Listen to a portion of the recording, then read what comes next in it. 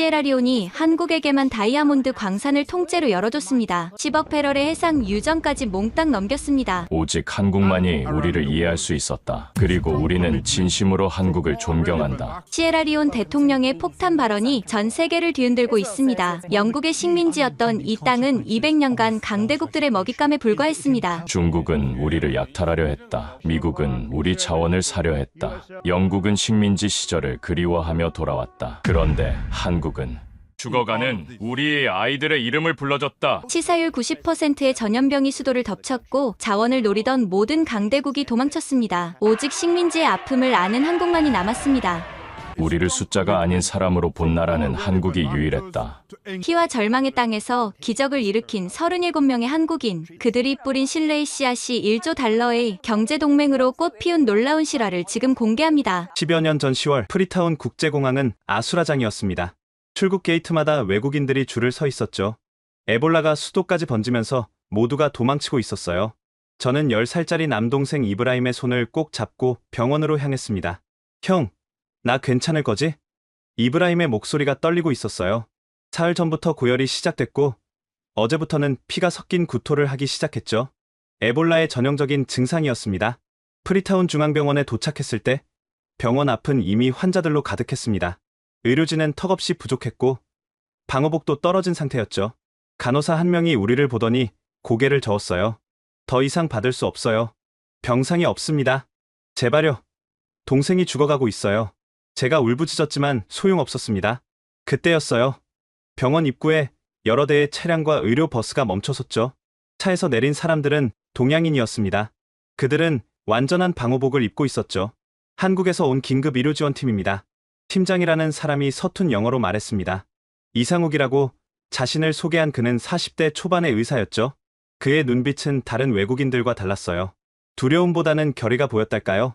어린이 환자부터 받겠습니다. 이상욱 의사의 말에 저는 거의 무너져 내릴 뻔했습니다. 다른 의료진들이 모두 떠나는 마당에 이 사람들은 왜 왔을까요? 그것도 가장 위험한 어린이 환자부터 보겠다니. 한국팀은 신속하게 임시 격리병동을 설치했어요. 텐트 5개를 연결해서 만든 공간이었지만 체계적으로 구역을 나누고 있었습니다. 강하늘이라는 간호사가 이브라임을 조심스럽게 들것에 옮겼죠. 괜찮아. 얘야, 우리가 도와줄게. 강하늘 간호사의 목소리는 방호복 때문에 먹먹하게 들렸지만 따뜻함이 느껴졌습니다. 저는 격리선 밖에서 지켜볼 수밖에 없었죠. 그날 밤, 저는 병원 밖 벤치에서 밤을 새웠습니다. 새벽 3시쯤이었을까요? 이상욱 의사가 밖으로 나왔어요. 방호복을 벗은 그의 얼굴은 땀으로 범벅이었죠. 동생의 상태가 안정됐어요. 아직 위험하지만 최선을 다하고 있습니다.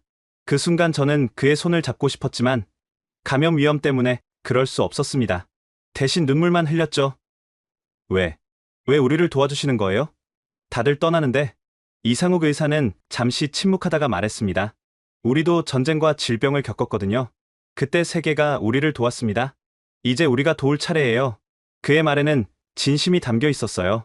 계산이나 이익이 아닌 순수한 인간애가 느껴졌습니다.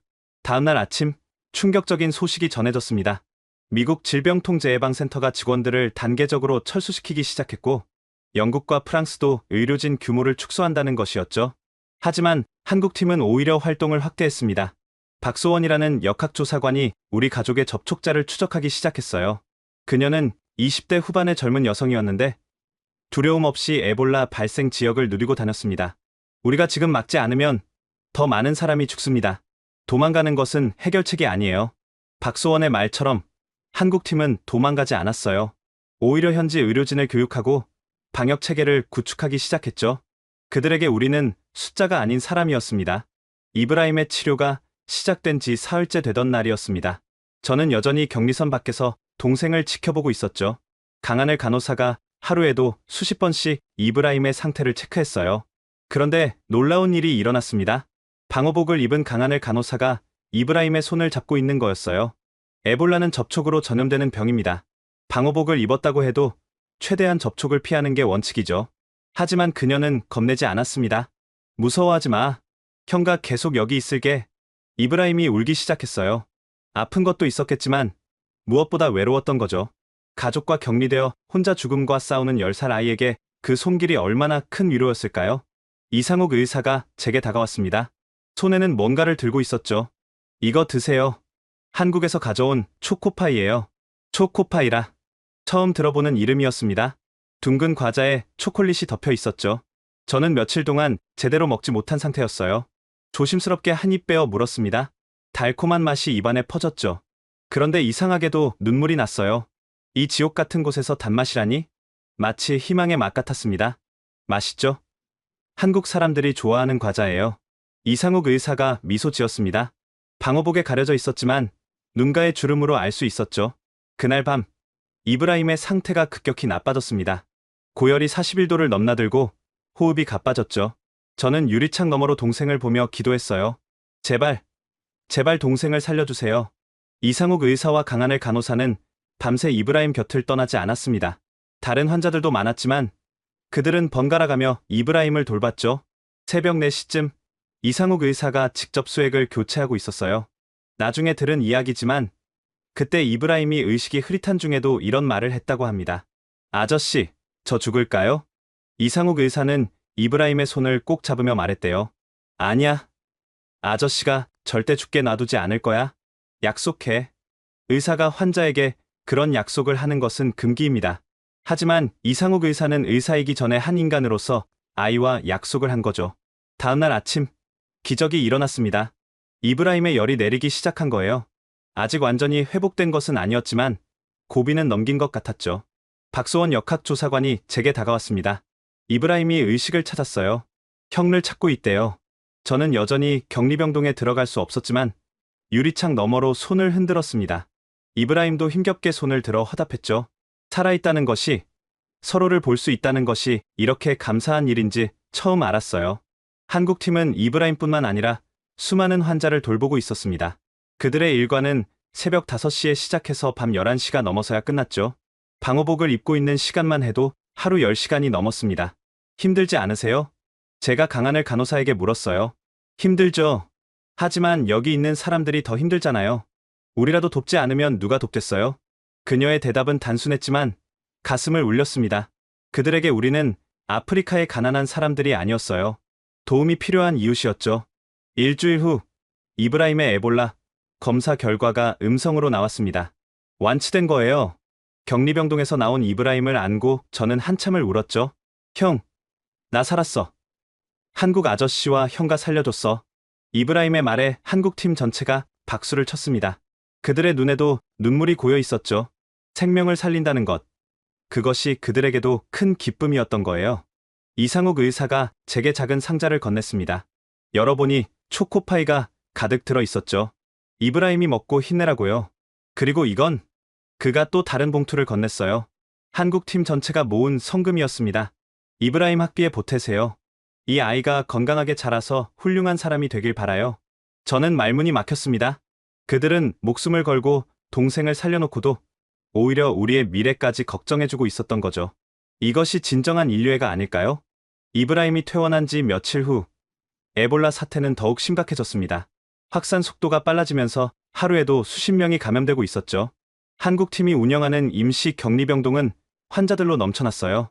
그런데 더 큰 문제가 생겼습니다. 산소호흡기가 부족해진 거죠. 에볼라 말기 환자들에게 산소호흡기는 생명줄과 같았어요. 하지만 전체 병동의 호흡기는 10대뿐이었고 환자는 20명이 넘었습니다. 우선순위를 정해야 합니다. 현지 의료진이 말했어요. 살 가능성이 높은 환자에게 먼저 호흡기를 주자는 거였죠. 의학적으로는 맞는 말이었지만 그것은 곧 누군가는 죽도록 내버려둔다는 의미였습니다. 이상욱 의사는 고민에 빠졌어요. 그때 6살짜리 여자아이가 실려왔습니다. 마리아투라는 이름의 아이였는데 이미 폐렴 합병증이 진행된 상태였죠. 생존 가능성은 20%도 안 됐습니다. 이 아이는 가능성이 너무 낮습니다. 현지 의사가 고개를 저었어요. 하지만 이상욱 의사는 마리아투를 그냥 두고 볼 수 없었나 봅니다. 응급치료용 보조 호흡기를 써보겠습니다. 모두가 놀랐습니다. 이상욱 의사가 다른 방법을 제안한 거죠. 완전한 산소호흡기는 아니지만 임시방편으로라도 아이를 돕겠다는 거였어요. 하지만 그것만으로는 제가 직접 수동으로 조절하면서 케어하겠습니다. 가능합니다. 이상욱 의사는 직접 마리아투 옆에서 보조 호흡기를 조작하기 시작했습니다. 그리고 놀라운 일을 했죠. 방호복을 입은 채로 마리아투 옆에 누운 거예요. 이 아이가 무서워하지 않도록 옆에 있어줘야 해요. 6살 아이에게 산소 마스크와 수많은 의료 장비는 공포 그 자체였을 거예요. 이상욱 의사는 아이가 잠들 때까지 자장가를 불러줬다고 합니다. 한국 자장가였는데 가사는 몰라도 멜로디가 아이를 편안하게 해줬죠. 사흘 밤낮을 이상욱 의사는 마리아투 곁을 떠나지 않았습니다. 다른 환자들도 봐야 했지만 틈나는 대로 마리아투를 확인했죠. 네 번째 날 새벽, 마리아투의 호흡이 갑자기 멈췄어요. 심정지입니다. 강하늘 간호사가 소리쳤습니다. 이상욱 의사는 즉시 심폐소생술을 시작했죠.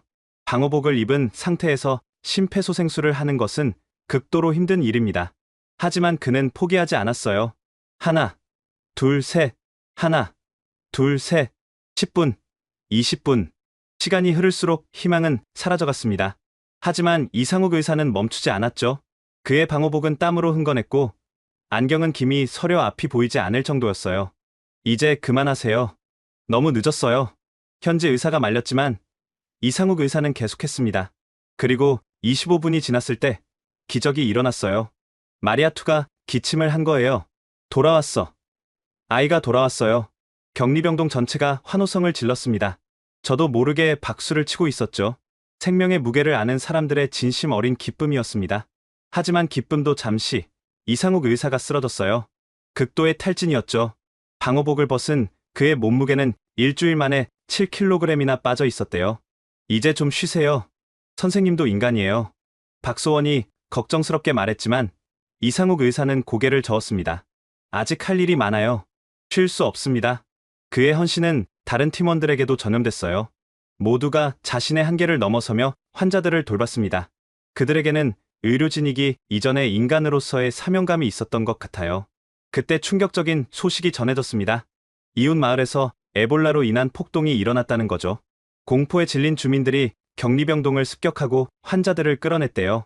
의료진 3명이 죽었다는 소식도 들려왔습니다. 우리도 위험해요. 철수해야 합니다. 현지 경찰이 한국팀에게 피신을 권했어요. 하지만 이상욱 의사의 대답은 단호했습니다. 환자를 두고 갈 수는 없습니다. 우리는 끝까지 남겠습니다. 그날 밤, 저는 이상한 광경을 목격했습니다. 한국팀 전체가 둥글게 모여 앉아 있었거든요. 그들은 함께 기도하고 있었어요. 종교는 제각각이었지만 모두가 한마음으로 기도했죠. 오늘도 한 생명을 살릴 수 있게 해주셔서 감사합니다.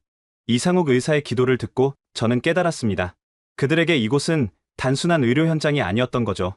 생명의 가치를 증명하는 신성한 장소였어요. 열흘 후 마리아투가 완치 판정을 받았습니다. 에볼라에서 살아난 것도 기적이었지만 폐렴 합병증까지 이겨낸 것은 더 큰 기적이었죠. 마리아투의 어머니는 이상욱 의사 앞에 무릎을 꿇었어요. 신의 축복이 당신에게 있기를. 당신은 천사예요. 이상욱 의사는 그녀를 일으켜 세우며 말했습니다. 저는 그저 의사일 뿐이에요. 마리아투가 강해서 이긴 거예요. 겸손한 말이었지만 우리 모두는 알고 있었습니다. 그의 포기하지 않는 정신이 만든 기적이라는 것을요. 11월이 되자 에볼라는 더욱 맹위를 떨쳤어요. 이미 사망자가 3,000명을 넘어섰고 시에라리온 정부는 국가 비상사태를 선포했습니다. 그런데 더 충격적인 일이 벌어졌죠. 중국 의료진이 전원 철수합니다. 아침 브리핑 시간에 전해진 소식이었습니다. 베이징에서 귀국 명령이 떨어졌다는 거죠. 오후에는 쿠바 의료진도 짐을 싸기 시작했어요. 우리도 결정해야 합니다. 박소원이 말했습니다. 한국 팀도 본국에서 철수를 검토하고 있다는 거였죠. 사실 당연한 일이었어요. 이미 세계보건기구 직원 2명이 에볼라에 감염됐고 의료진의 감염률은 일반인의 30배가 넘었으니까요. 그날 저녁 한국팀은 긴급회의를 열었습니다. 저는 밖에서 기다리고 있었는데 안에서 열띤 토론이 벌어지는 게 들렸죠. 우리 가족들도 걱정하고 있어요. 이제 충분히 했잖아요. 하지만 지금 떠나면 여기 환자들은 어떻게 되죠? 우리가 모든 걸 책임질 수는 없어요. 의견이 분분했습니다. 사실 그들도 인간이니까 두려웠을 거예요. 가족이 기다리는 고국으로 돌아가고 싶었겠죠. 1시간쯤 지났을까요? 이상욱 의사가 밖으로 나왔습니다. 표정이 무거워 보였죠. 결정하셨나요? 제가 조심스럽게 물었어요. 이상욱 의사는 하늘을 올려다보더니 천천히 말했습니다. 우리는 끝까지 남기로 했어요. 순간 저는 귀를 의심했습니다. 모두가 떠나는 이 지옥에 남겠다니요? 하지만 왜요? 아부바카르 씨, 우리가 의사가 된 이유가 뭘까요? 환자가 있는 곳에 의사가 있어야 하는 거 아닐까요? 그의 대답은 단순했지만 그 안에는 깊은 철학이 담겨 있었어요. 그리고 이상욱 의사가 미소를 지으며 덧붙였습니다. 이브라임 같은 아이들이 더 있잖아요. 그 아이들을 두고 갈 수는 없어요. 다음 날 놀라운 일이 일어났습니다. 한국에서 추가 의료진과 물자가 도착한 거예요. 정부에서 철수 대신 지원을 확대하기로 결정했다는 거였죠. 대한민국은 시에라리온과 끝까지 함께하겠습니다. 새로운 팀장이 발표했어요. 프리타운 시민들 사이에서 박수가 터져 나왔습니다. 모두가 떠날 때 오히려 더 오는 나라. 그것이 한국이었죠. 강하늘 간호사는 현지 간호사들을 대상으로 감염 예방 교육을 시작했습니다. 방호복 착용 것부터 소독 절차까지 모든 것을 꼼꼼히 가르쳤죠.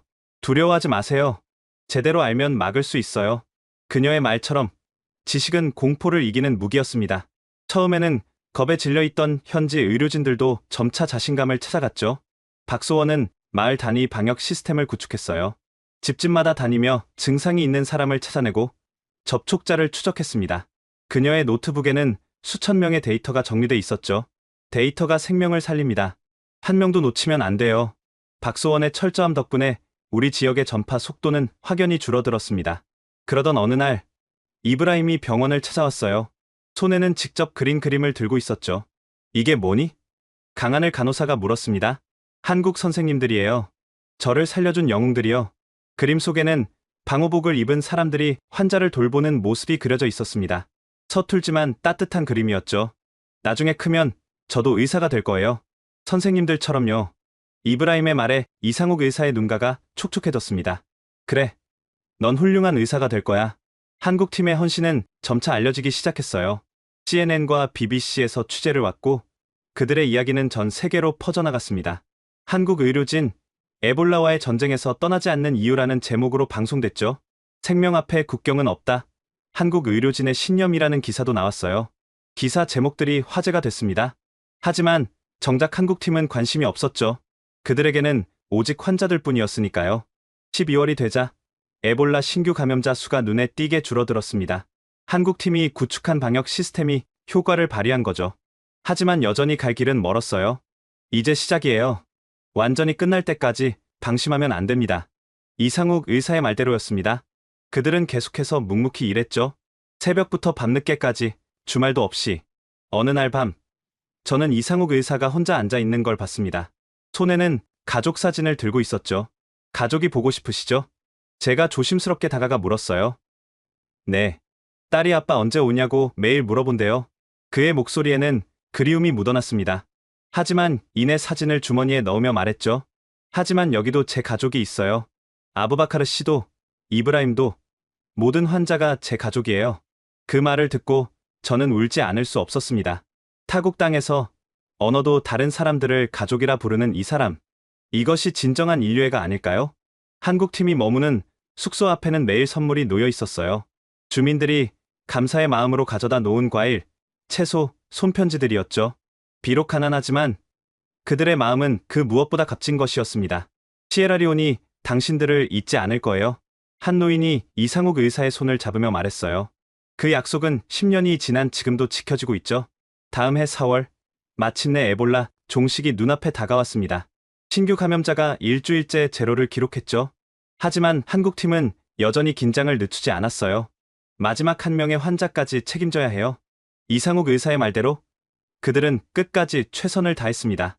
그리고 5월 7일, 시에라리온 정부가 공식적으로 에볼라 종식을 선언했죠. 이제 정말 끝이에요. 우리가 이겼어요.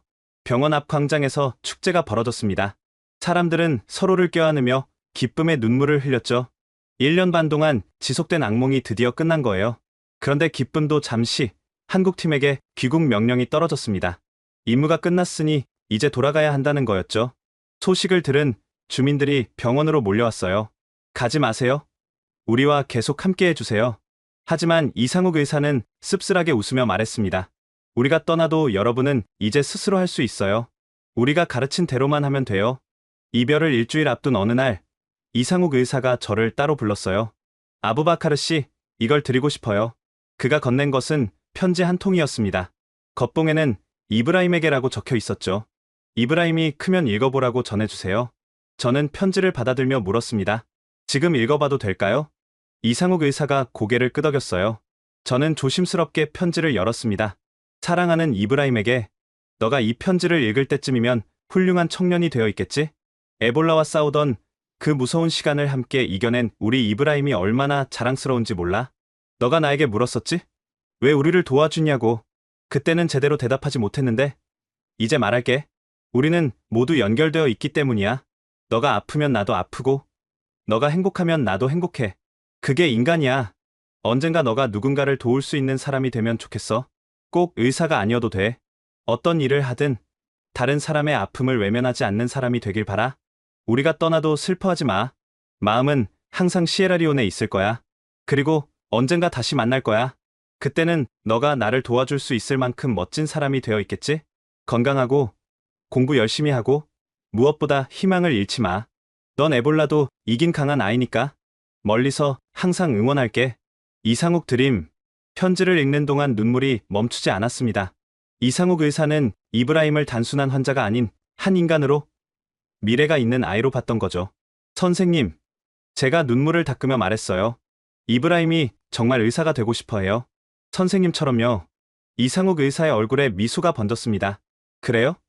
그럼 이것도 전해주세요. 그가 또 다른 봉투를 건넸어요. 열어보니 한국의과대학 정보와 장학금 안내서가 들어 있었습니다. 언젠가 기회가 되면 한국에 와서 공부할 수 있도록 도와드릴게요. 약속해요. 강하늘 간호사도 선물을 준비했습니다. 현지 간호사들에게 나눠줄 의료 교재와 장비들이었죠. 이건 제가 쓰던 청진기예요. 파트리샤에게 주세요. 가장 열심히 배웠으니까요. 박소원은 노트북 하나를 남겼습니다. 거기에는 그녀가 구축한 모든 방역 시스템 데이터가 들어 있었죠. 이걸로 계속 모니터링하세요. 그리고 문제가 생기면 언제든 연락하세요. 그녀는 이메일 주소와 전화번호를 적어줬어요. 드디어 이별의 날이 왔습니다. 프리타운 공항은 환송 나온 사람들로 가득했죠. 이브라임도 왔어요. 그의 손에는 또 그림이 들려 있었는데 이번에는 비행기를 타고 떠나는 한국팀의 모습이었습니다. 선생님, 저 꼭 의사 될게요. 그리고 한국에 갈게요. 이브라임이 이상욱 의사를 꼭 안으며 말했어요. 이상욱 의사도 이브라임을 안아주었습니다. 그래, 꼭 오너라. 기다리고 있을게. 한국팀이 게이트로 들어가기 직전 놀라운 일이 일어났어요. 공항에 있던 모든 시에라리온 사람이 일제히 노래를 부르기 시작한 거죠. 우리나라 국가였습니다. 하이위 이그절트 디 렐름 오브 더 프리 라고 영어로 노래했어요. 노래가 끝나자 이상욱 의사가 마이크를 잡았습니다. 시에라리온은 우리의 두 번째 고향입니다. 우리는 떠나지만 마음은 영원히 여기 있을 거예요. 감사합니다. 그리고 사랑합니다. 그의 마지막 인사에 많은 사람이 울었습니다. 저도, 이브라임도, 심지어 공항 직원들까지도요. 비행기가 이륙하는 것을 보며 저는 생각했어요. 그들이 남긴 것은 단순한 의료 기술이 아니었다고. 그들은 희망을 남겼고, 사랑을 남겼고, 무엇보다 인간은 서로를 위해 존재한다는 믿음을 남겼다고요. 그날 밤, 저는 이브라임과 함께 이상욱 의사가 준 초코파이를 먹었습니다. 달콤한 맛이 우리를 위로해줬죠. 형, 나 정말 한국에 갈 수 있을까? 이브라임이 물었어요. 당연하지. 넌 뭐든 할 수 있어. 저는 동생의 머리를 쓰다듬으며 말했습니다. 그리고 마음속으로 다짐했죠. 언젠가 우리도 누군가를 도울 수 있는 사람이 되자고. 한국 사람들이 우리에게 해준 것처럼. 10년이 흘러 작년 말, 저는 시에라리온 에너지부 장관 집무실에 앉아 있었습니다. 34살의 나이로 이 자리에 오르기까지 정말 많은 일이 있었죠. 에볼라가 끝난 후, 저는 이상욱 의사의 조언대로 공부를 시작했습니다. 프리타운 대학교에서 경제학을 전공하고 영국 정부 장학금으로 옥스퍼드에서 에너지 정책학 석사를 받았죠. 시에라리온의 미래는 자원을 어떻게 관리하느냐에 달려 있어. 옥스퍼드의 지도교수가 늘 하던 말이었습니다. 우리나라는 다이아몬드, 금, 철광석, 보크사이트, 그리고 최근 발견된 해상 석유까지 자원이 풍부했죠. 하지만 그동안 제대로 된 혜택을 받지 못했어요. 귀국 후 저는 광업부에서 일하기 시작했습니다. 처음엔 말단 공무원이었지만 자원개발 정책 개선안을 제시하면서 인정받기 시작했죠. 그리고 3년 전 에너지부로 옮긴 후 해상 유전 탐사 프로젝트를 성공적으로 이끌었어요. 작년에는 대통령이 직접 저를 장관으로 임명했습니다. 아부바카르 칸데는 새로운 시대의 리더입니다. 그가 시에라리온의 자원을 국민을 위해 쓸 것입니다. 취임식에서 대통령이 한 말이었어요. 막중한 책임감을 느꼈습니다. 장관이 되고 보니 현실은 더 복잡했어요. 특히 외국 기업들과의 협상이 어려웠죠. 그들은 늘 불공정한 조건을 제시했습니다. 장관님, 중국 기업이 또 찾아왔습니다. 비서가 보고했어요. 이번이 벌써 5번째였죠. 중국해양석유총공사는 우리의 해상 유전에 눈독을 들이고 있었습니다. 들여보네요. 회의실에 들어온 중국 대표단의 리더는 왕젠이라는 사람이었어요. 50대 중반의 그는 능숙한 영어로 말했습니다. 장관님, 우리는 500억 달러를 투자할 준비가 되어 있습니다. 어마어마한 금액이었죠. 시에라리온 1년 예산의 10배가 넘는 돈이었습니다. 조건이 뭐죠? 간단합니다. 해상 유전과 다이아몬드, 광산의 독점 개발권을 50년간 주시면 됩니다. 저는 속으로 한숨을 쉬었어요. 또 이런 식이구나. 그리고 수익은요? 생산량의 80%는 우리가 가져갑니다. 시에라리온은 20%요. 터무니없는 조건이었어요. 하지만 왕제는 태연했습니다. 이것도 파격적인 조건입니다. 다른 아프리카 국가들은 10%도 못 받아요. 그의 말에 화가 났지만 참았습니다. 이런 식의 제안은 처음이 아니었으니까요. 미국 기업들도 마찬가지였어요. 엑손모빌의 아프리카 담당 부사장 마크 톰슨이 찾아왔을 때의 일입니다. 우리는 중국과 다릅니다. 민주주의와 인권을 중시하죠. 그는 거창하게 말했지만 결국 제시한 조건은 비슷했습니다. 다만 포장이 다를 뿐이었죠. 환경 보호와 지역 개발에도 투자하겠습니다. 하지만 자세히 들여다보니 전체 투자액의 1%도 안 되는 수준이었어요. 영국 기업 BP의 제안은 더 교묘했습니다. 그들은 식민지 시절의 향수를 자극했죠. 우리는 시에라리온과 특별한 역사적 관계가 있지 않습니까? BP의 대표 윌리엄 클라크가 말했어요. 저는 차갑게 대답했습니다. 그 특별한 관계 때문에 우리가 수백 년간 고통받았죠. 그는 당황했지만 계속 설득을 시도했어요. 과거는 과거입니다. 이제 새로운 파트너십을 만들어야죠. 하지만 그들이 제시한 조건도 착취적이기는 마찬가지였습니다. 프랑스, 러시아, 인도, 많은 나라의 기업들이 찾아왔지만 모두 비슷했어요. 그들에게 시에라리온은 그저 자원을 캐가는 곳일 뿐이었죠. 그러던 어느 날, 이브라임이 제 사무실을 찾아왔습니다. 이제 20살이 된 동생은 프리타운 의과대학 2학년생이었죠. 형, 좋은 소식이 있어. 이브라임이 흥분해서 말했어요. 한국 정부에서 의대생 교환 프로그램을 시작한대. 나도 지원했어. 순간 가슴이 뛰었습니다. 10년 전 이상욱 의사의 약속이 떠올랐죠. 그래? 잘 됐네. 그리고 더 놀라운 건 이브라임이 휴대폰을 꺼내 보여줬어요. 이상욱 선생님이 이메일을 보내셨어. 나를 기억하고 계셨어. 이메일에는 이상욱 의사의 따뜻한 인사말과 함께 한국에서 공부할 때 도움을 주겠다는 내용이 담겨 있었습니다. 이브라임, 정말 의대생이 되었구나. 자랑스럽다.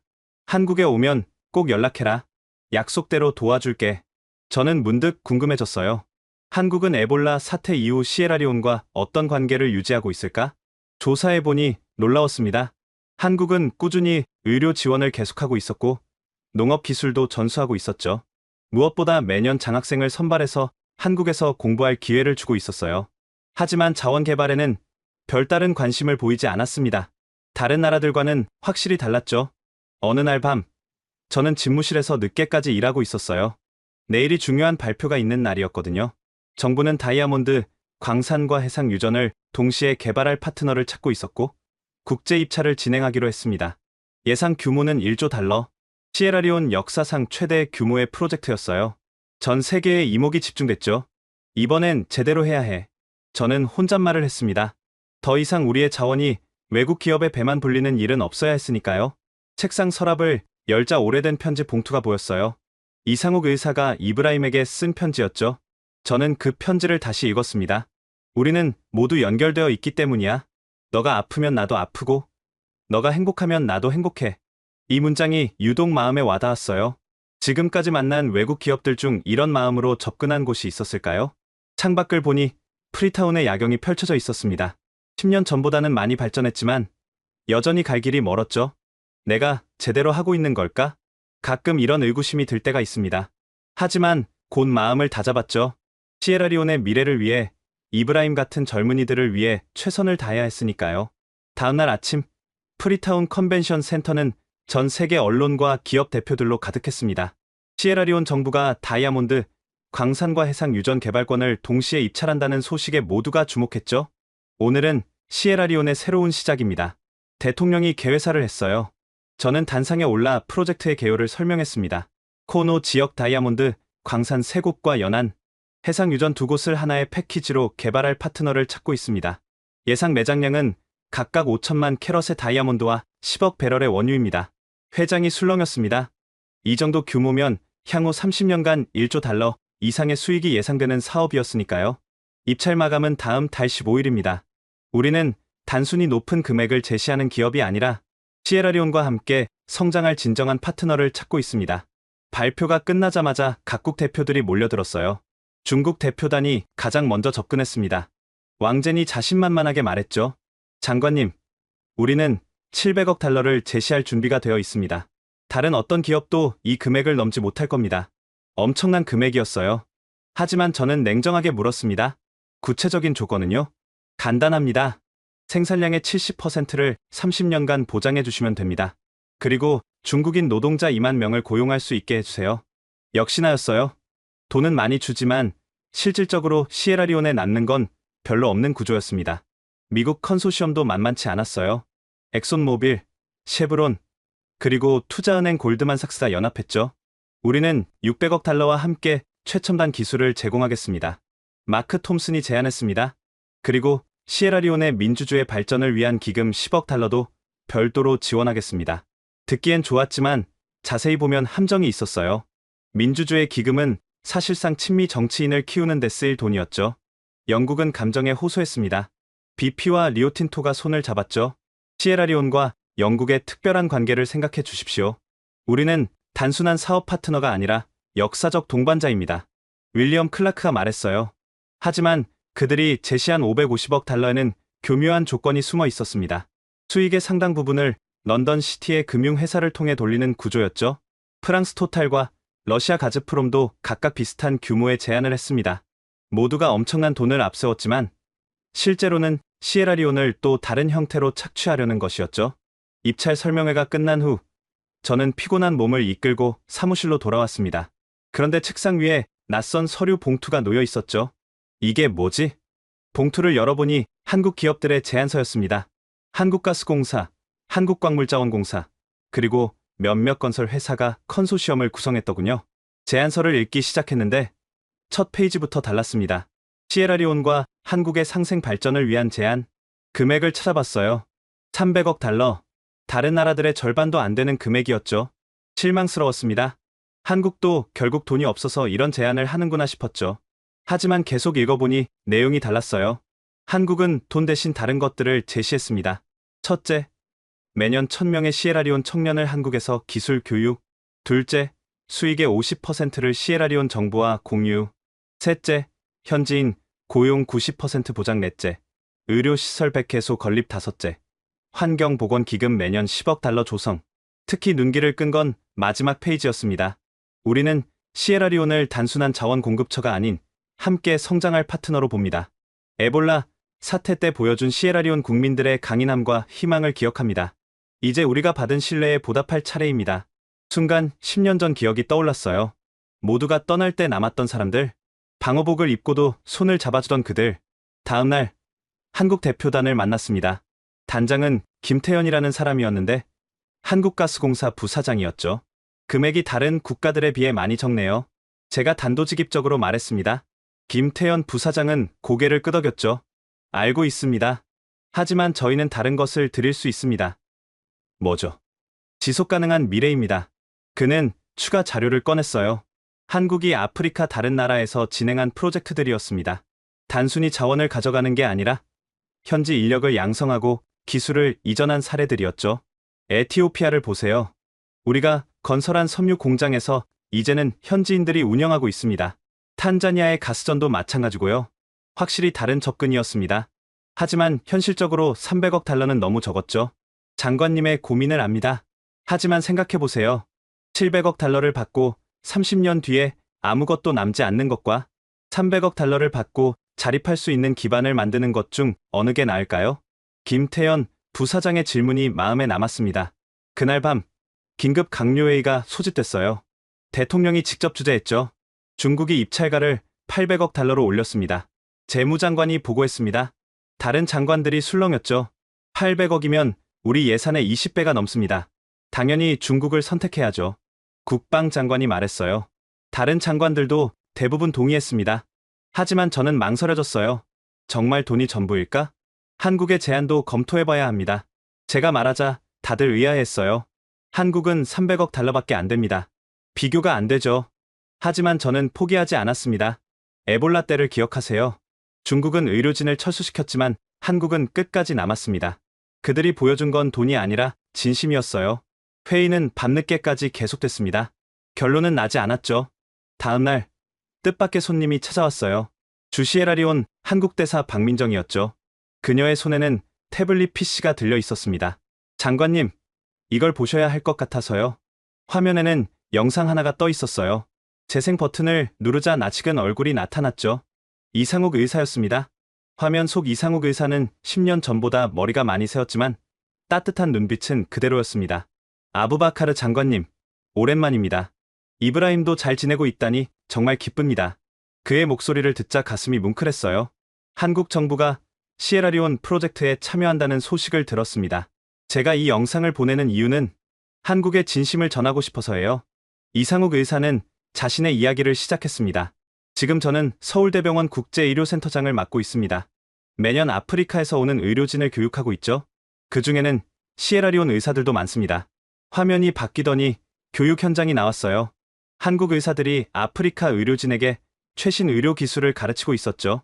우리가 시에라리온과 함께하고 싶은 이유는 간단합니다. 인간적인 연결이 있기 때문이에요. 에볼라와 싸우며 함께 울고 웃었던 기억, 그것이 우리를 이어주고 있습니다. 이상욱 의사는 계속했어요. 한국 기업들이 제시한 300억 달러가 적다는 건 압니다. 하지만 우리는 돈으로 살 수 없는 것들을 약속드립니다. 진정한 기술 이전, 인재 양성, 그리고 지속 가능한 성장이요. 영상 마지막에 그는 이렇게 말했습니다. 아부바카르 장관님, 기억하시나요? 제가 이브라임에게 했던 약속을 언젠가 다시 만나서 도와주겠다고. 이제 그 약속을 지킬 때가 온 것 같습니다. 국가 차원에서요. 영상이 끝났어요. 저는 한동안 말을 잇지 못했습니다. 박민정 대사가 조용히 말했어요. 한국 정부가 추가 제안을 준비했습니다. 들어보시겠어요? 저는 고개를 끄덕였습니다. 첫째, 프리타운에 아프리카 최대 규모의 의료 복합단지를 건설하겠습니다. 단순한 병원이 아니라 의과대학, 연구소, 제약 공장까지 포함된 시설이요. 이건 예상치 못한 제안이었어요. 둘째, 시에라리온 청년 10,000명을 향후 10년간 한국에서 교육시키겠습니다. 의료, 공학, IT 등 모든 분야에서요. 교육비는 전액 한국 정부가 부담합니다. 10,000명이라 엄청난 규모였습니다. 셋째, 자원개발로 얻은 수익의 10%를 시에라리온 교육기금으로 조성하겠습니다. 이 기금으로 전국에 학교를 짓고 교사를 양성하는 거죠. 박 대사는 마지막으로 봉투 하나를 건넸어요. 그리고 이건 한국 국민들이 모은 성금입니다. 에볼라 10주년을 맞아 시에라리온을 돕자는 캠페인을 했는데 일주일 만에 1,000만 달러가 모였어요. 저는 봉투를 열어봤습니다. 거기에는 수많은 한국인의 이름과 메시지가 적혀 있었죠. 시에라리온의 친구들에게 김영애, 함께 이겨냈던 에볼라. 이제 함께 성장해요. 이철수, 우리는 영원한 친구입니다. 박지영. 눈물이 났습니다. 일반 시민들까지 우리를 기억하고 있다니. 장관님, 박 대사가 말했어요. 한국의 제안은 단순한 사업이 아닙니다. 관계의 연장이에요. 우리는 시에라리온과 진짜 파트너가 되고 싶습니다. 그날 오후 한국 기업 대표들과 다시 만났습니다. 김태현 부사장이 먼저 말을 꺼냈죠. 장관님, 솔직히 말씀드리겠습니다. 우리도 더 많은 돈을 제시하고 싶어요. 하지만 한국은 중국이나 미국 같은 큰 나라가 아닙니다. 그의 솔직함이 오히려 신뢰감을 줬어요. 대신 우리는 경험이 있습니다. 한국도 50년 전에는 세계 최빈국이었어요. 하지만 교육과 기술로 성장했죠. 그 경험을 시에라리온과 나누고 싶습니다. 한국 대표단의 젊은 직원 하나가 손을 들었습니다. 저희 아버지가 에볼라 때 파견됐던 의료진이었어요. 강하늘 간호사님과 함께 일하셨던 정해진 간호사였죠. 돌아가시기 전까지 시에라리온 이야기를 자주 하셨어요. 꼭 다시 가서 도와주고 싶다고요. 또 다른 연결고리였습니다. 개인적인 인연들이 국가적 관계로 이어지고 있었죠. 김태현 부사장이 태블릿을 꺼내 보여줬어요. 이건 우리가 계획한 개발 모델입니다. 화면에는 친환경적인 광산 개발 계획이 담겨 있었습니다. 다른 나라들의 계획과는 확연히 달랐죠. 채굴이 끝난 후에는 모든 지역을 원상 복구할 겁니다. 그리고 광산 지역 주민들을 위한 직업 전환 교육도 준비했어요. 해상 유전 개발 계획도 마찬가지였습니다. 최신 기술로 환경 피해를 최소화하고 수익의 상당 부분을 해양 생태계 보호에 쓴다는 내용이었죠. 우리의 목표는 단순합니다. 시에라리온이 자원의 저주가 아닌 자원의 축복을 받도록 돕는 것이에요.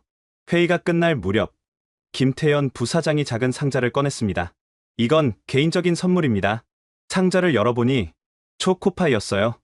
이상욱 선생님께 들었습니다. 10년 전에 이걸 드셨다고요? 저는 초코파이를 들고 한참을 말없이 있었습니다. 10년 전 그날의 기억이 생생하게 떠올랐죠. 절망적인 상황에서 받았던 작은 위로. 그것이 얼마나 큰 힘이 되었는지. 감사합니다. 제가 겨우 말했어요. 이 초코파이의 의미를 아시는군요. 김태현 부사장이 미소 지었습니다. 작은 것에서 시작하는 진심. 그것이 가장 큰 힘이 된다고 믿습니다. 저는 떨리는 손으로 초코파이 포장을 뜯었습니다. 10년 전과 똑같은 향이 났죠.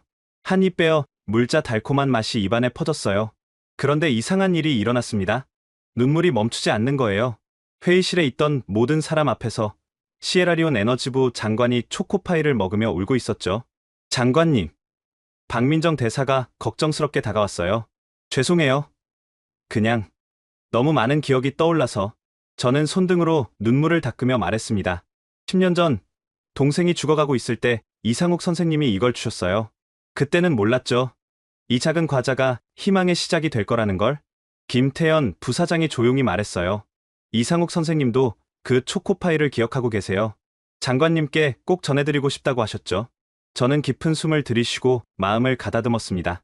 감정적이 되면 안 됐죠. 하지만 이미 마음은 기울어져 있었어요. 김 부사장님, 솔직히 묻겠습니다. 한국은 정말 다를까요? 다른 나라들처럼 결국 이익만 추구하지 않을까요? 김태현 부사장은 잠시 생각하더니 대답했습니다. 물론 우리도 기업이니 이익을 추구합니다. 하지만 방식이 다르죠. 우리는 시에라리온이 성장해야 우리도 성장한다고 믿어요. 일방적인 수탈이 아닌 상생을요. 그는 계속했어요. 한국은 일제강점기와 6.25 전쟁을 겪었어요. 자원을 수탈당하는 아픔을 알죠. 그래서 더욱 시에라리온의 입장을 이해합니다. 그의 말에 진정성이 느껴졌습니다. 준비된 대사가 아닌 마음에서 우러나온 말이었죠. 회의가 끝난 후 저는 사무실로 돌아왔어요. 책상 위에는 각국의 제안서가 쌓여 있었습니다. 중국 800억 달러, 미국 600억 달러, 영국 550억 달러, 그리고 한국 300억 달러. 숫자만 보면 답은 명확했습니다. 하지만 마음이 시키는 대로 하기엔 책임이 너무 무거웠죠. 그때 전화가 울렸어요. 이브라임이었습니다. 형, 방금 이상욱 선생님이랑 통화했어. 동생의 목소리는 흥분으로 가득했어요. 선생님이 한국에 의대병원 실습 자리를 마련해 주신대. 방학 때 갈 수 있어. 정말? 잘 됐네. 그리고 선생님이 형한테 전화래. 어떤 선택을 하든 응원한다고. 가장 중요한 건 시에라리온 국민들의 미래라고. 전화를 끊고 나서 한참을 생각했습니다. 이상욱 의사는 압박하지 않았어요. 오히려 우리의 선택을 존중했죠. 이것도 다른 점이었습니다. 다음 날 대통령 궁으로 불려갔어요. 대통령과 단독 면담이었죠. 아부바카르, 어려운 결정이라는 거 안다. 하지만 우리는 현실적이어야 해. 대통령이 말했습니다. 중국의 800억 달러를 거절할 이유가 있나? 카카, 돈이 전부는 아닙니다. 장기적으로 봐야 해요. 장기적? 당장 국민들이 굶주리고 있는데? 대통령의 말도 맞았습니다. 시에라리온은 여전히 가난했고 당장 돈이 필요했죠. 하지만 카카, 우리가 지금까지 받은 원조가 정말 우리를 발전시켰나요? 오히려 의존적으로 만들지 않았나요? 대통령은 침묵했습니다. 사실 그도 알고 있었죠. 수십 년간 받은 원조가 진정한 발전으로 이어지지 못했다는 걸. 한국의 제안을 자세히 검토해보세요. 그들은 물고기가 아니라 물고기 잡는 법을 가르쳐주겠다고 합니다. 대통령궁을 나오면서 휴대폰을 확인했어요. 문자 메시지가 수십 통 와 있었죠. 대부분 로비였습니다. 장관님, 중국 대사가 만나자고 합니다. 미국 기업 대표가 추가 제안이 있답니다. 영국 총리가 직접 전화하겠다고. 압박이 심해지고 있었어요. 하지만 그때 특별한 메시지 하나를 발견했습니다. 아부바카르 형, 이상욱 선생님이 보내준 사진이야. 10년 전 우리 사진이래. 이브라임이 보낸 사진을 열어봤어요. 에볼라 치료를 받던 이브라임과 한국 의료진이 함께 찍은 사진이었죠. 모두 방호복을 입고 있었지만 눈빛만은 따뜻했습니다. 사진을 보고 있는데 또 눈물이 났어요. 저 사람들은 정말 우리를 사람으로 봤구나. 환자가 아니라 지켜야 할 생명으로, 숫자가 아니라 이름을 가진 존재로. 그날 밤 저는 결심했습니다. 돈이 아니라 사람을 선택하기로, 숫자가 아니라 신뢰를 선택하기로. 하지만 이 결정을 관철시키는 건 또 다른 문제였죠. 내각의 대부분은 중국을 지지하고 있었으니까요. 초코파이를 다시 한 입 빼어 물었습니다. 여전히 달콤했죠. 그리고 생각했어요. 10년 전 그 작은 선물이 오늘의 저를 만들었다면 오늘의 선택이 10년 후 시에라리온을 어떻게 바꿀까? 이상욱 선생님, 당신이 심은 씨앗이 이렇게 컸어요. 이제 그 열매를 맺을 시간인가 봐요. 다음날 아침, 긴급 내각회의가 소집됐습니다. 모든 장관이 모인 가운데 대통령이 입을 열었죠. 오늘은 최종 결정을 내려야 합니다. 각자 의견을 말해주세요. 재무장관이 먼저 발언했어요. 숫자는 명확합니다. 중국 800억, 미국 600억, 한국 300억. 초등학생도 아는 선택이죠. 다른 장관들도 고개를 끄덕였습니다. 국방장관이 덧붙였죠. 중국은 군사협력도 제안했습니다.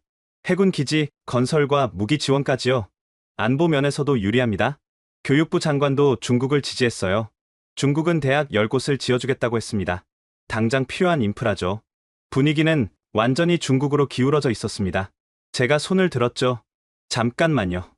우리가 돈만 보고 결정해야 할까요? 재무장관이 비웃듯 말했어요. 그럼 뭘 봐야 하죠?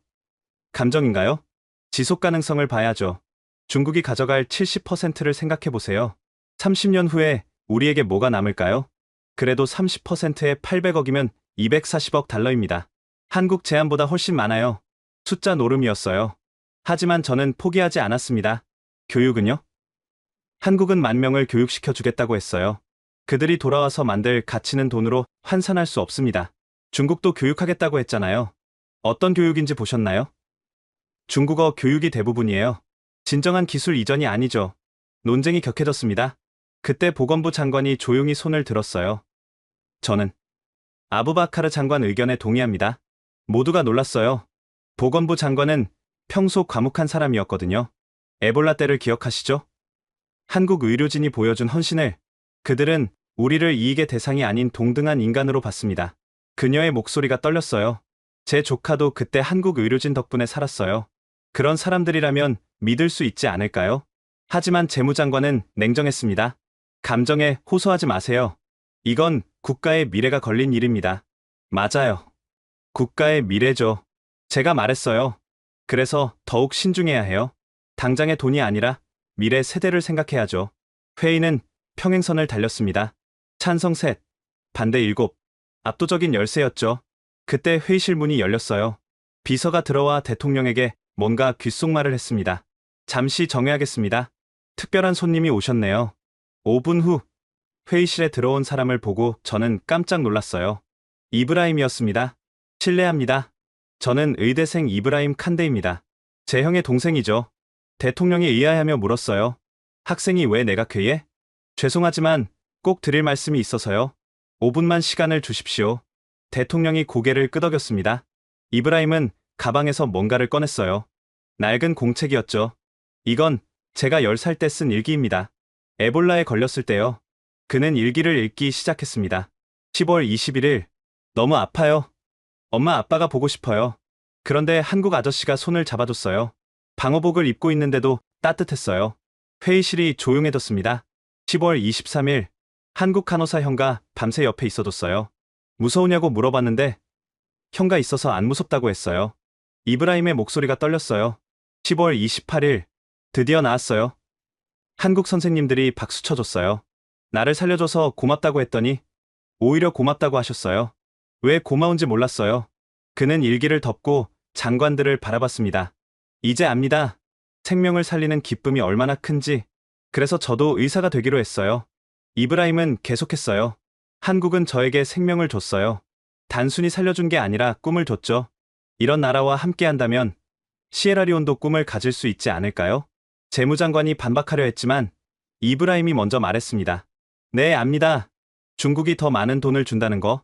하지만 돈으로 살 수 없는 게 있어요. 신뢰와 존중이죠. 그는 마지막으로 사진 한 장을 꺼냈어요. 한국 의료진과 함께 찍은 사진이었습니다. 이분들은 제 이름을 기억해요.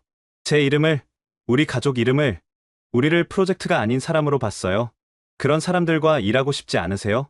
이브라임이 나간 후 회의실은 한동안 조용했습니다. 보건부 장관이 먼저 입을 열었죠. 저는 생각을 바꿨습니다.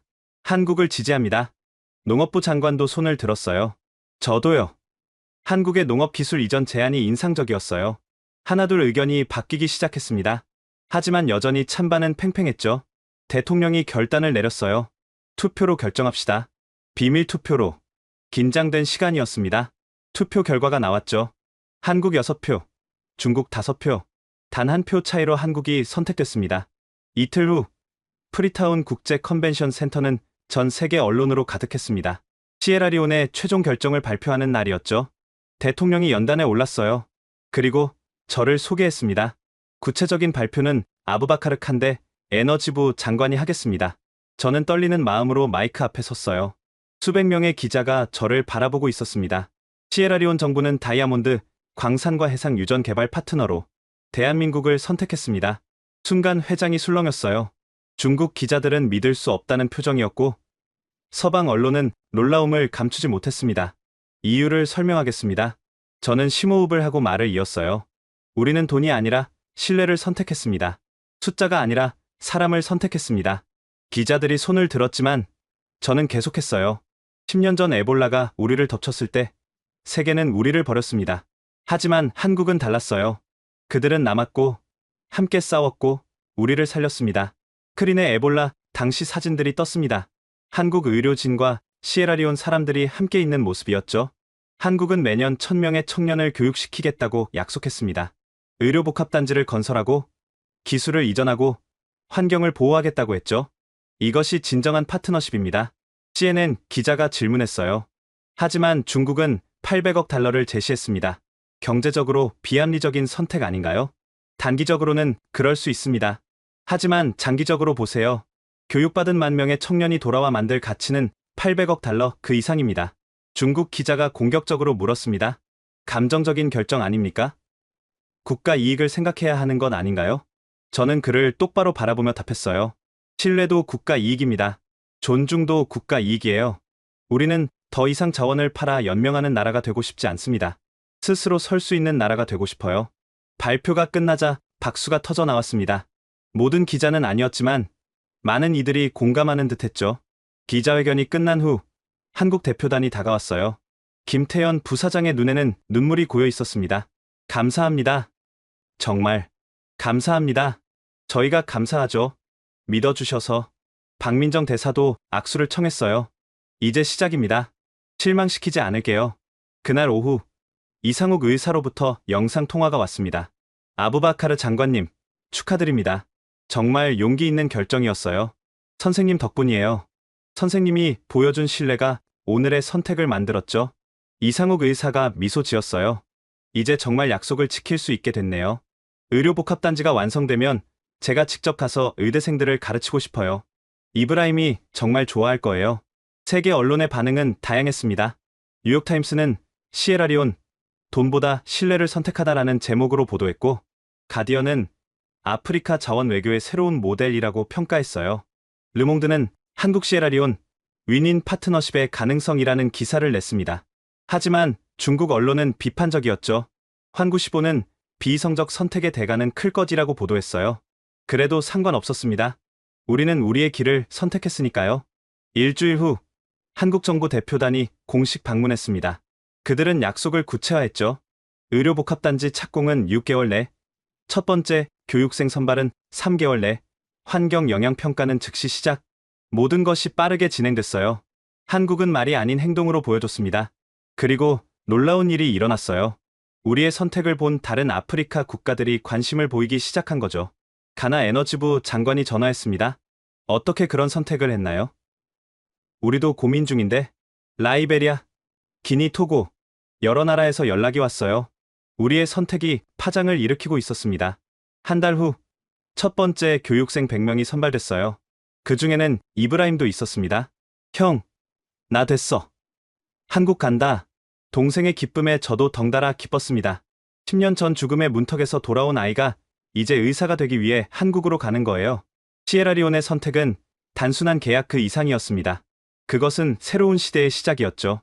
착취가 아닌 협력의 시대, 의존이 아닌 자립의 시대. 몇 달 후, 프리타운 의료 복합단지 건설 현장. 여기가 미래의 시에라리온 국립의과대학이 들어설 자리입니다. 김태현 부사장이 설명했습니다. 거대한 공사 현장에는 한국과 시에라리온 노동자들이 함께 일하고 있었죠. 현지인 고용률이 85%가 넘습니다. 약속보다 높죠. 저는 감격스러웠어요. 단순 노동자가 아니라 기술자로 양성되고 있는 그들을 보니까요. 저기 보이시죠? 한국 기술자가 용접 기술을 가르치고 있어요. 6개월 후면 그들이 강사가 될 겁니다. 기술 이전이 실제로 일어나고 있었습니다. 그때 누군가 뛰어왔어요. 형, 이브라임이었습니다. 한국에서 연수를 마치고 방학에 돌아온 거죠. 한국 어땠어? 대단했어. 서울대병원에서 실습했는데 이상욱 선생님이 직접 가르쳐 주셨어. 이브라임의 눈이 반짝였어요. 그리고 이거 봐. 그가 가운을 꺼내 보여줬습니다. 거기엔 한글과 영어로 그의 이름이 수놓아져 있었죠. 이브라임 칸데, 서울대병원 연수에 이제 진짜 의사가 되어가는구나. 응. 그리고 한국 친구들이 이거 전해달래. 이브라임이 상자를 건넸어요. 열어보니 편지와 선물이 가득했습니다. 한국 의대생들이 시에라리온 친구들에게 보내는 거였죠. 공사 현장을 둘러보던 중 특별한 곳에 도착했습니다. 여기는 이상욱 기념관이 들어설 자리예요. 김태현 부사장이 말했죠. 이상욱 기념관이요? 네. 에볼라, 당시 한국 의료진의 헌신을 기억하기 위해서요. 이상욱 선생님이 반대하셨지만 시에라리온 정부가 강력히 요청하셨다면서요? 맞아요. 그것은 제 제안이었습니다. 우리는 기억해야 했어요. 어둠 속에서 빛이 되어준 사람들을. 1시간쯤 지났을까요? 놀라운 손님이 도착했어요. 안녕하세요. 아부바카르 장관님. 이상욱 의사였습니다. 직접 시에라리온에 온 거예요. 선생님, 저는 거의 뛰어가다시피 해서 그를 맞았습니다. 11년 만에 재회였죠. 직접 오실 줄은 몰랐어요. 기공식에 어떻게 안 오겠어요. 게다가 이브라임도 만나고 싶었고요. 이브라임이 이상욱 의사를 꼭 안았어요. 선생님, 저 이제 의사가 될 거예요. 선생님처럼요. 이상욱 의사의 눈가가 촉촉해졌습니다. 자랑스럽다. 이브라임, 너가 얼마나 열심히 공부하는지 다 들었어. 우리는 함께 건설 현장을 둘러봤어요. 이상욱 의사는 모든 것을 꼼꼼히 살펴봤습니다. 정말 대단하네요. 한국에서도 이 정도 규모의 의료 복합단지는 보기 힘든데 한국 정부와 기업들이 정말 성의를 다해주고 있어요. 그때 강하늘 간호사도 나타났습니다. 그녀는 이제 간호대학 교수가 되어 있었죠. 아부바카르. 오랜만이에요. 우리는 포옹했어요. 11년이 지났지만 그녀의 따뜻함은 그대로였습니다. 시에라리온 간호대학 설립을 도우러 왔어요. 앞으로 1년은 여기서 지낼 거예요. 박소원도 함께였어요. 그녀는 이제 질병관리청 국제협력팀장이 되어 있었습니다. 시에라리온 방역 시스템 구축을 지원하러 왔습니다. 다시 만나서 반가워요. 에볼라 당시의 영웅들이 다시 모인 거예요. 이번엔 위기가 아닌 희망을 위해서. 점심시간, 우리는 함께 식사를 했습니다. 현지 식당에서 시에라리온 전통 음식을 먹었죠. 맛있네요. 케사바 잎스튜 맞죠? 이상욱 의사가 능숙하게 먹는 모습에 놀랐어요. 선생님이 우리 음식을 기억하시네요. 당연하죠. 잊을 수가 없어요. 그때 마을 사람들이 해준 음식들. 대화를 나누다가 이상욱 의사가 진지하게 말했습니다. 아부바카르 장관님, 사실 제가 준비한 게 있어요. 그가 서류 봉투를 꺼냈어요. 서울대병원과 시에라리온 국립병원 간 자매결연 협약서예요. 매년 의사 50명, 간호사 100명을 교환 연수하는 프로그램이죠. 놀라운 제안이었습니다. 정부 차원이 아니라 병원 차원에서도 협력하자는 거예요. 진짜 의료 기술이 전수되려면 현장 교류가 중요하거든요. 강하늘 간호사도 거들었어요. 한국 간호사들도 열대 질병에 대해 배우고 싶어 해요. 서로 배울 게 많죠. 이들의 제안은 단순한 일방적 지원이 아니었습니다. 진정한 상호 교류였죠. 오후에는 다이아몬드 광산 개발 현장으로 이동했어요. 한국 기업들이 도입한 친환경 채굴 시스템은 인상적이었습니다. 폐수 정화 시스템이에요. 99% 이상 정화해서 다시 사용합니다. 기술자가 설명했어요. 채굴이 끝난 지역은 즉시 복구 작업에 들어갑니다. 나무도 심고 표토도 복원하고요. 약속대로였습니다. 자원을 가져가되 땅을 망가뜨리지 않는 방식. 해상 유전 플랫폼 건설 현장도 마찬가지였어요. 최신 안전 설비와 환경 보호 시스템이 갖춰져 있었습니다.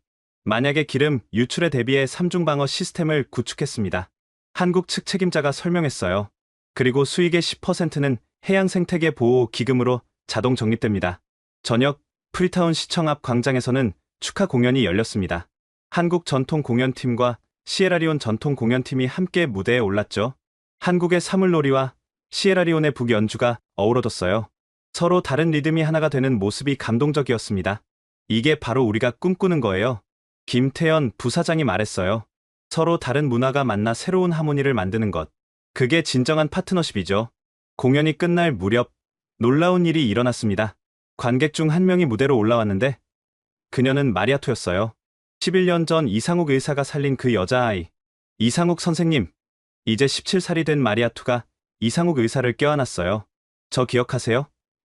선생님이 살려주신 마리아토예요. 이상욱 의사는 놀라움과 기쁨의 말을 잇지 못했습니다. 마리아토, 정말 너구나. 이렇게 건강하게 자라다니. 저 이제 고등학생이에요. 의사가 되고 싶어요. 선생님처럼요. 또 한 명의 꿈이 생긴 거예요. 생명을 살리는 의사의 꿈. 그날 밤, 호텔 라운지에서 우리는 오랜만에 차를 마시며 이야기를 나눴습니다. 11년이 지났네요. 이상욱 의사가 말했어요. 그때 그 어린 소년이 이제 의대생이 되고, 당신은 장관이 되고, 선생님이 심은 씨앗이 자란 거예요. 아니에요. 당신들이 키운 거죠. 우리는 그저 물을 조금 준 것뿐이에요.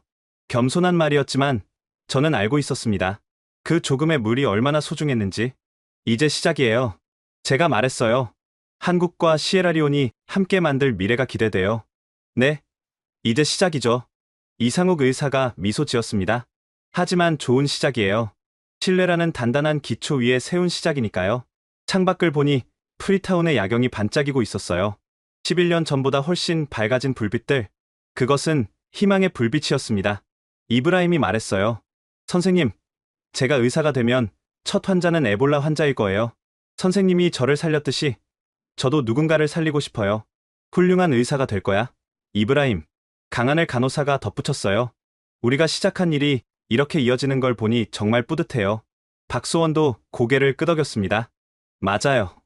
그때는 그저 눈앞에 환자를 살리는 게 전부였는데 그것이 이런 큰 변화로 이어질 줄은 몰랐어요. 저는 가방에서 초코파이를 꺼냈습니다.